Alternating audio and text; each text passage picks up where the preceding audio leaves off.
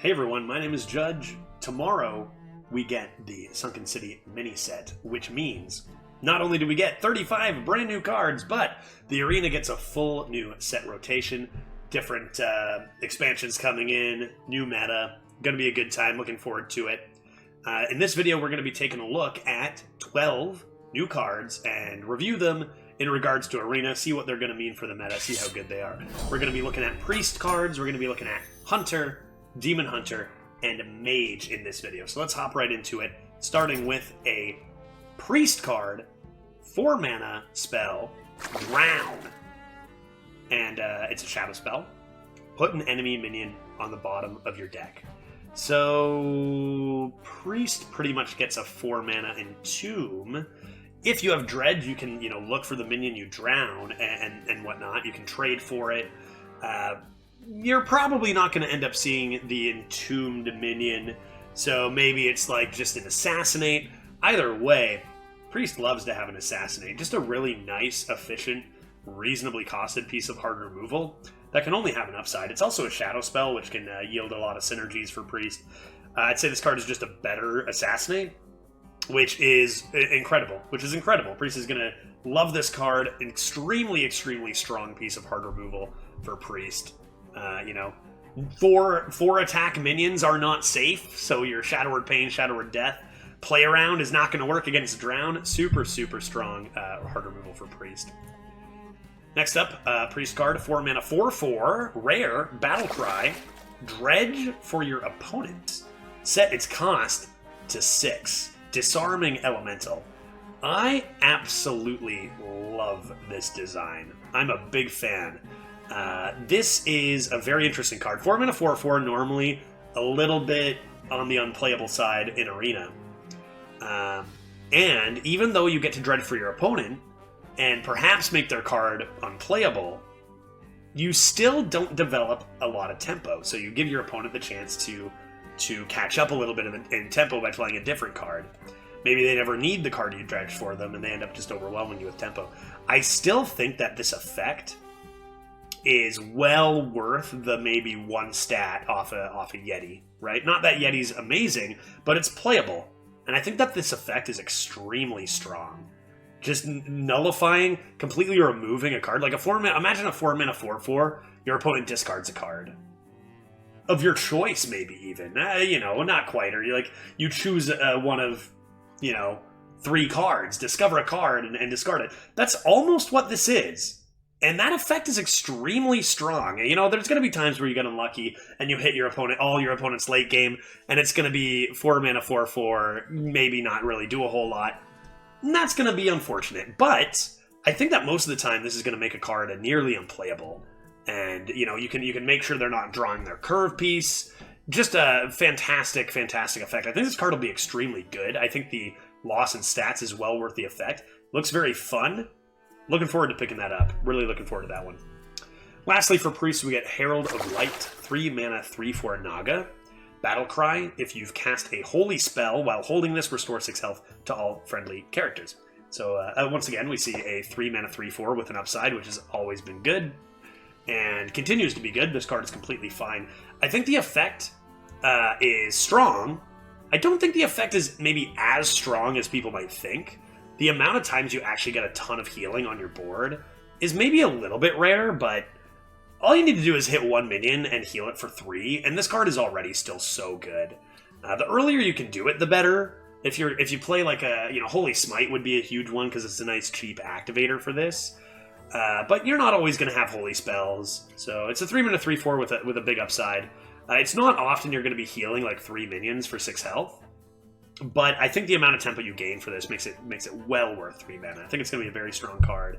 One you don't even need. There's no risk. You pick this up and you hit 0 holy spells. Yeah, okay, that sucks. But it's no risk because it's a 3 mana 3/4, which is completely playable. Priest gets a pretty awesome set of cards in those 3 for Arena. Next up, we're going to move on to Hunter.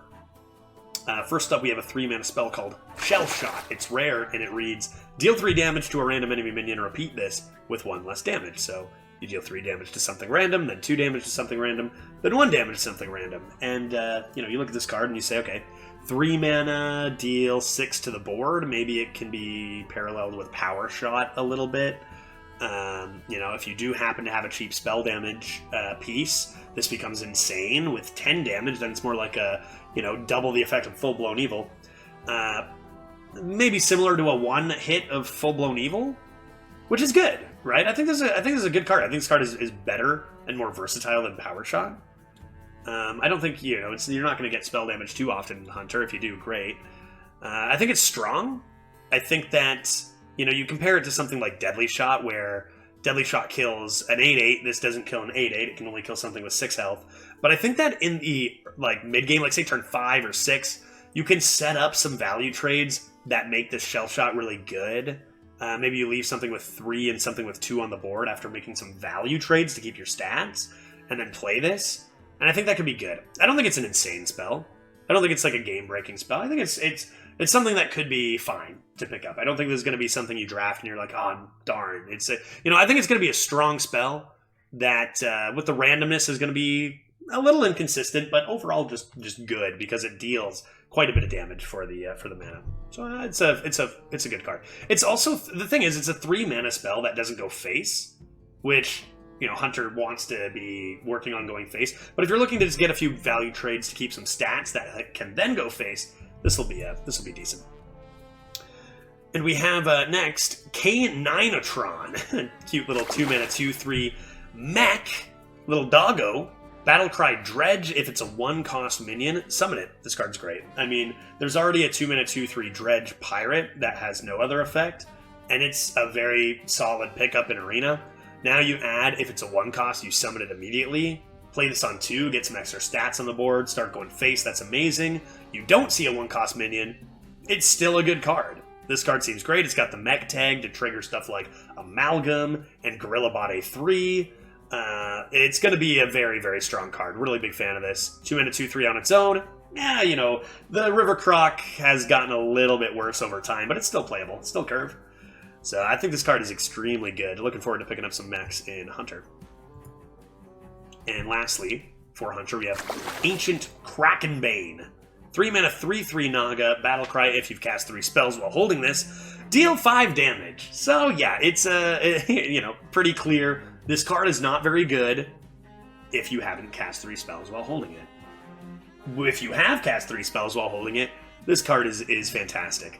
3-mana 3/3 that can deal face damage, can clear a sizable minion. The problem is, with Hunter, you really don't want to be holding back cards. You want to be developing as much as you can each and every turn, shipping it to the face, and the less dead cards you have in hand, the better. I don't think this is actually going to be something I pick up in Hunter, despite its very strong effect. We've seen this if you've cast 3 spells while holding this deal 5, or not deal 5, but if you've cast 3 spells while holding this effect, and it works. You know, you get the coin, you wait on it a little bit, maybe you've drafted 6 spells or 7 spells, and, you know, turn 8, maybe you can get this active, maybe. But I think the amount that it's going to cause you to slow down in the early and mid game is not going to be worth it, despite this really, really powerful effect. We'll see. You know, obviously worth investigating because the power level has such potential to be so high, but I don't think this is going to be something that I want in my Hunter. Moving on to Demon Hunter, we have a 5-mana spell, Topple the Idol. Dredge, we're getting a lot of Dredge in this mini set. Reveal it and deal damage equal to its cost to all minions. So this card seems like a better Chaos Nova. Now, Demon Hunter generally is pretty aggressive. A lot of the best Demon Hunters have really, really light curves. So, you know, there's definitely the potential to low roll this big time. You hit a couple 2s and a 3, that's going to be a little rough. So is it a better Chaos Nova? It's definitely a less consistent Chaos Nova, but with a much higher high, a much lower low. You get an 8, you got a couple Illidari Inquisitors, you play a 5-mana, deal 8 damage to all minions, and you come into your late game. Definitely a tool for thicker Demon Hunters. I actually think this card is so good in thicker Demon Hunters that it might actually make a path towards Demon Hunter not just being super, super aggro Demon Hunter. So looking forward to it. It looks like a very strong card. Not to mention the Dredge effect. You do get to pick your top deck, so you know what you're drawing. You're getting maybe a 6, or you're getting another 3 to fill in your curve next turn. I think this card is solid, and definitely makes you able to get a little heavier with your Demon Hunter, which I'm a big fan of.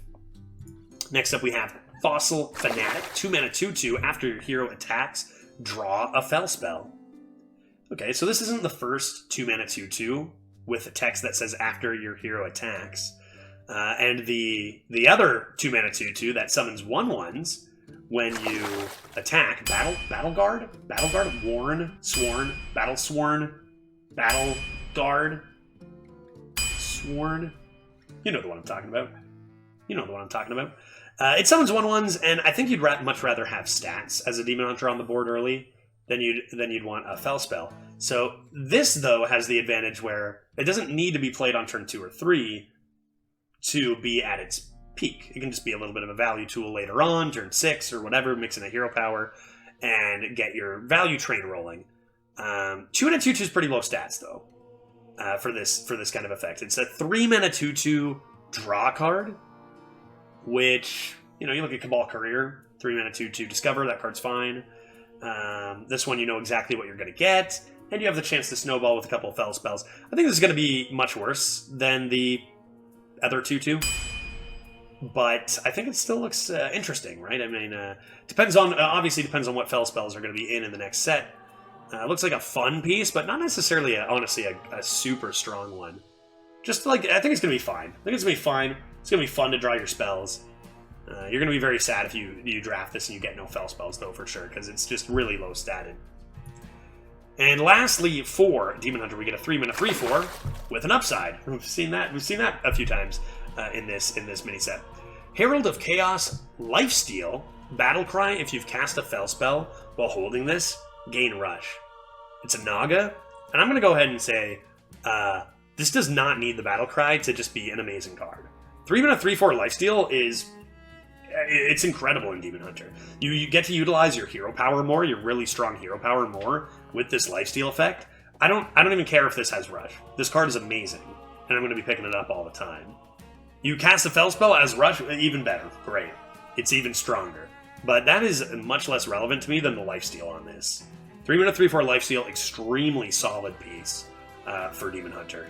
That's going to be one you see a lot of, I think, in Demon Hunter 2, with the common gemstone there. Okay, our last class of our review, it's Mage, and we start with an arcane spell, another polymorph. We've seen sheep, we've seen boars. This time we see polymorph jellyfish. Transform a minion into a 4/1 jellyfish with spell damage +2. So another piece of hard removal for Mage. This time it's 3 mana, turn a minion into a 4/1. So you're gonna maybe have a 5 mana like assassinate type effect with a silence, which is good, which is completely good. Or you can change your own minion, your own say 2/3 turns into like a 4/1 with spell damage +2, and you use that for like your shooting star, or you use that for reach to your opponent's face. So it is versatile in that regard. A little bit extra you can do with it, and I think that makes it just a lot better. I think it's a good card. The removal isn't like super efficient if you're just using it for hard removal, but the fact that you have options with it and you can just use it as a 5 mana assassinate, which was fine, and is fine in Mage, right? Flame Lance or whatever is fine. I think it makes it good. I think it makes it good. I don't think it's insane. I think it's just a little bit versatile and just a solid piece of removal. Next up, we get a legendary for Mage, 5 mana 5/5 Naga, Lady Nazjar. While in your hand, this transforms after you cast a Fire, Frost, or Arcane spell. So I'll go ahead and tell you this. If you do not cast any spells, this is terrible. It's a 5 mana 5/5, which is bad. So you need a spell to go along with this. Now, the good news is if you cast a spell, this card gets a lot better. So how this works is if you cast an Arcane spell, this will turn into a 5 mana 5/5 Battlecry, reduce the cost of spells in your hand by 1. Which in Arena, how many spells do you really have? Probably not that many. So it's okay.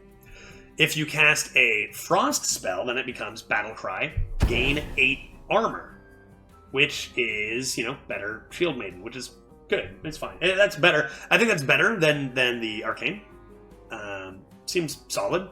Nothing insane for tempo, but who knows how much late game you have. how much removal, little survivability, cast an ice barrier that activates immediately. That seems good. That seems like a good card. That's a lot of armor. It's a relevant amount of health. However, I don't think either of them for Arena come even close to the card that you get when you cast a fire spell while it's in your hand, because that card is a 5-mana 5/5 battle cry, deal 5 damage to an enemy minion and 2 to adjacent minions. And that is insane. That is absolutely bonkers.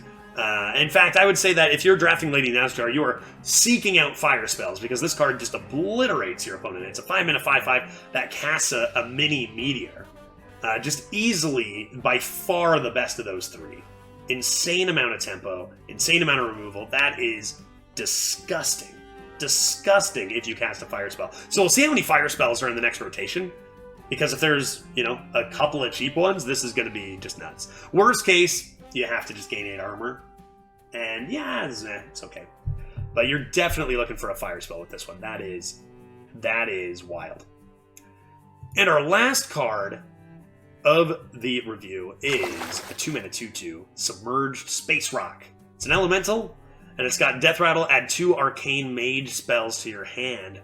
At the end of your turn, big difference, discard them. So your opponent can kill this, and you don't just discard them immediately. You get a chance to play them. So that's very interesting. 2-mana 2/2 elemental that's going to have no use in the early game, and it's just going to be a value tool for the late game. So you play this, maybe you play a 6-drop and an 8-drop. Sorry, a 6-drop and a 2-drop on turn 8. And then on turn 9 you get your choice of a few arcane mage spells, which seems good. Seems like a solid value tool. Seems like a fun value tool. Seems like a gambler's pick where you can really low roll it, or you can get some good stuff. But I mean, at 2-mana 2/2 that adds, say, an arcane missiles to your hand isn't the worst. Even if the other one's unplayable, that's fine, right? Is it as impactful in the late game? No, but this isn't going to carry the late game. But it's going to be completely acceptable. And it's going to be a fun card. And sometimes you're going to high roll and you're going to get your Arcane Overflow. And that's going to be absolutely insane, right? You play Arcane Overflow and this card is nuts. So I think at its worst, it's fine. And at its best, it's amazing. And it's fun. Really big fan of this card. I think I'll be taking that quite a bit in my casino mages. Really, really solid. Alrighty, that is going to do it for these cards, for these 12 cards. Be sure to check out my other videos looking at the neutrals and all other class cards. Be sure to let me know in the comments what cards I'm going to be terribly wrong about, what cards you're most excited for. Really, really looking forward to the new meta and what all these cards bring to the table. Thank you very much, everybody, for watching, and we'll see you in the next one. My name is Judge.